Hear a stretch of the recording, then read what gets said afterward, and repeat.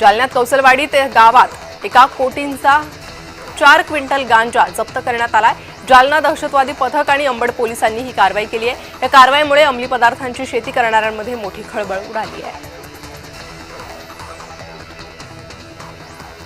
कोयना धरणाच्या बोगद्याला लागलेली गळती काढण्याचं काम लवकरच सुरू होणार आहे। त्यावेळी कोयना प्रकल्पाचा टप्पा 1 आणि 2 सुमारे 3 महिन्यांसाठी बंद राहणार आहे। त्यामुळे चिपळूणसह अनेक गावांना 3 महिने पाणी टंचाई जाणवेल। खेरडी, खडकोली आणि लोटे MIDCला पाण्याची झळ बसेल। संभाजीनगरमध्ये 4 चाकीनं 4 दुचाकींना धडक दिली। अपघातात एक तरुण गंभीर जखमी झालाय। चालकाचा ताबा सुटल्यानं अपघात झाला असून सिडको पोलिसांकडून अधिक तपास सुरू आहे। शनी शिंगणापूर देवस्थानचे 2 कर्मचाऱ्यांना सायबर पोलिसांकडून अटक करण्यात आली आहे। सचिन शेटे आणि संजय पवार असं संशयित कर्मचाऱ्यांची नाव आहेत। गुरुवारी मध्यरात्री सायबर पोलिसांनी ही कारवाई केली आहे। अमरावती रेल्वे उड्डाणपुलाचा मुद्दा संसदेच्या हिवाळी अधिवेशनात गाजलाय। रेल्वे स्टेशन स्थलांतरित करण्याला अमरावतीकरांनी विरोध केलाय। भूमाफियांच्या षडयंत्राची उच्चस्तरीय चौकशी करा अशी मागणी खासदार बळवंत वानखडे यांनी केली आहे। वाहतूक कोंडीने बारामतीकर त्रस्त आहेत। अनेक वर्षांपासून सिग्नल यंत्रणा धुळखात असून कसबा चौक, शिवाजी चौकात मोठ्या प्रमाणात वाहतूक कोंडी निर्माण झाली आहे। सोन्याचा भाव जीएसटीसह 1,32,000 गेलाय। आठवडाभरात सोन्याचे दर 2,000 वाढले तर चांदीचे दर 10,000 वाढले। अमेरिकन फेडरल बँकांनी व्याजदर कमी न केल्याचा हा परिणाम पाहायला मिळतोय। वर्ध्यातील शेतकऱ्यांना सौर कुंपण योजनेचा लाभ मिळणार आहे। जिल्ह्याच्या 248 गावातील शेतकऱ्यांना लाभ मिळणार असून आमदार राजेश बकानेंच्या प्रयत्नांमुळे हजारो शेतकऱ्यांना दिलासा मिळालाय। रिझर्व्ह फॉरेस्ट नसलेल्या शेतकऱ्यांनाही लाभ मिळेल।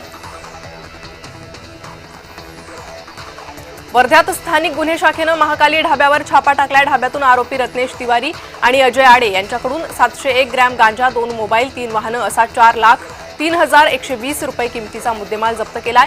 सर्व आरोपींवर गुन्हा दाखल करण्यात आलाय। ही कारवाई पोलीस अधीक्षक अनुराग जैन यांच्या आदेशानुसार करण्यात आली आहे। टीईटी परीक्षेच्या विरोधात सांगलीत जिल्हाधिकारी कार्यालयासमोर शिक्षकांनी ठिय्या आंदोलन केलं। टीईटी सक्ती आणि 15 मार्च 2024 संच मान्यतेच्या GRच्या विरोधात राज्यभरातील शिक्षक रस्त्यावर उतरले। राज्यभरातील जवळपास 1,500 शाळा बंद असून त्यामध्ये काही विना अनुदानित आणि स्थानिक स्वराज्य संस्थांच्या शाळा सुद्धा समाविष्ट असल्याची माहिती शिक्षक संघटनांनी दिली आहे। प्रलंबित मागण्यांसाठी जिल्ह्यातील शिक्षकांनी नांदेड जिल्हाधिकारी कार्यालयावर मूक मोर्चा काढलाय। या मूक मोर्चा दरम्यान टीईटी सक्तीचा पुनर्विचार करावा, जुनी पेन्शन योजना पूर्ववत लागू करावी अशा विविध मागण्यांसाठी मोर्चा काढण्यात आला।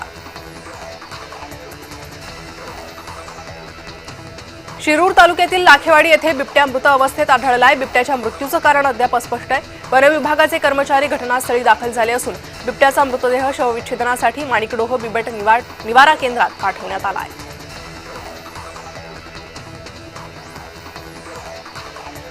गोंदिया वाहतूक पोलीस दलात ऑटोमॅटिक इंटरसेप्टर वाहन दाखल झालंय। या वाहनात ऑटोमॅटिक चलान सिस्टम असणार आहे। यामध्ये ट्रिपल सीट, विना हेल्मेट आणि सीट बेल्टचा वापर न करण्यासारख्या गोष्टी काही अंतरावरूनच डिटेक्ट होतील। राज्यात रब्बी हंगामासाठी केवळ 2 लाख शेतकऱ्यांना 1,000 कोटी रुपयांचं पीक कर्ज मिळालंय। आधीच्या कर्जाची वसुली थांबल्यामुळे रब्बी कर्जवाटप संथ सुरू असल्याचं बँकांचं म्हणणं आहे। जामखेडमध्ये नृत्यांगनेनं खर्डा रोडवरील लॉजमध्ये गळफास घेऊन आत्महत्या केली आहे। संदीप गायकवाडमुळे दीपालीनं आत्महत्या केली असा आरोप दीपाली पाटील हिच्या नातेवाईकांनी केला आहे।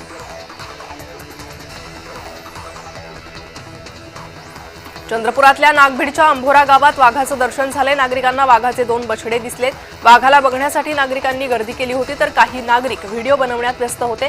वाघाची माहिती मिळताच वन विभाग घटनास्थळी दाखल झाला होता। वाघाचं दर्शन झाल्यानं नागरिकांमध्ये भीतीचंही वातावरण होतं। येवला शहरातील भटक्या श्वानांचा प्रश्न पुन्हा ऐरणीवर आला। एका भटक्या कुत्र्यानं नगर मनमाड महामार्गावर 5 ते 6 जणांना चावा घेतलाय। सर्व जखमींवर उपजिल्हा रुग्णालयात उपचार सुरू आहे। भटक्या कुत्र्यांचा बंदोबस्त करा, अन्यथा नगरपालिकेत आणून सोडू असा इशारा संतप्त नागरिकांनी दिला आहे। शिक्षकांसाठी शासनाने टीईटी परीक्षा अनिवार्य केली आहे। या निर्णयाविरोधात अहिल्यानगर जिल्ह्यातील शिक्षक संघटना आक्रमक झाली आहे। जिल्ह्यातील 80 ते 90% प्राथमिक शाळा बंद ठेवून जिल्हाधिकारी कार्यालयावर मोर्चा काढण्यात आला। छत्रपती संभाजीनगरच्या बिडकीन गावात दुकानाला आग लागल्याची घटना घडली आहे। आगीत संपूर्ण दुकान जळून खाक झालंय। अग्निशमन दलाकडून आगीवर नियंत्रण मिळवण्यात यश आलंय। प्रसिद्ध अभिनेत्री आणि माजी खासदार जया प्रदा यांनी साईबाबांच्या समाधीचं दर्शन घेतलं। यावेळी जया प्रदा यांनी साईबाबांच्या मध्यान्ह आरतीला हजेरी लावली। साई संस्थानच्या वतीनं जया प्रदा यांचा शाल आणि साई मूर्ती देऊन सत्कार करण्यात आला। सीसीआय कापूस खरेदी केंद्रावर विक्रीसाठी गेल्यावर शेतकऱ्यांचा कापूस माउचरच्या नावाखाली घेतला जात नाही, तर या कापसाला योग्य दर मिळत नसल्यानं शेतकरी अडचणीत आलाय।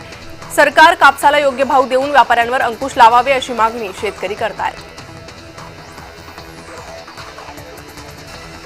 शिरूरमध्ये नारायणगाव जुन्नर रस्त्यालगत साकार नगरी सोसायटीजवळ 18 वर्षीय तरुणावर बिबट्यानं हल्ला केला।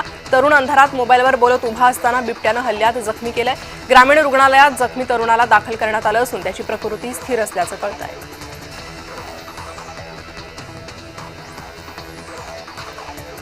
महापालिकेच्या अतिरिक्त आयुक्तपदी रोहिदास दोरुळकर यांची नियुक्ती करण्यात आली आहे। अतिरिक्त आयुक्त नूतन खाडे यांची बदली झाल्यानंतर हे पद रिक्त होतं। दोरुळकर हे यवतमाळ जिल्हा येथील जिल्हाधिकारी कार्यालयात सह-आयुक्त पदावर कार्यरत होते। मालेगाव दाभाडी येथील गिसाका इथे 7 दिवसीय गुरुचरित्र पारायण वाचन संपन्न झालंय। दत्त जयंतीनिमित्त पालखी सोहळ्याचं आयोजन करण्यात आलं। मराठी आणि इंग्रजीमधून गुरुचरित्राचं वाचन करण्यात आलं।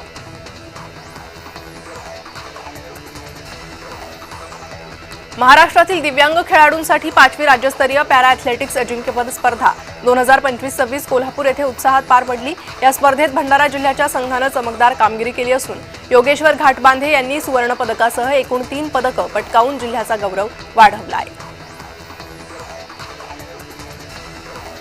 वर्धा येथून चंद्रपूरकडे जात असलेल्या खासगी ट्रॅव्हल्स बस रात्रीच्या सुमारास उभ्या असलेल्या ट्रकला जोरदार धडकली। या धडकेमध्ये बसच्या समोरचा भाग संपूर्णपणे दबला गेलाय।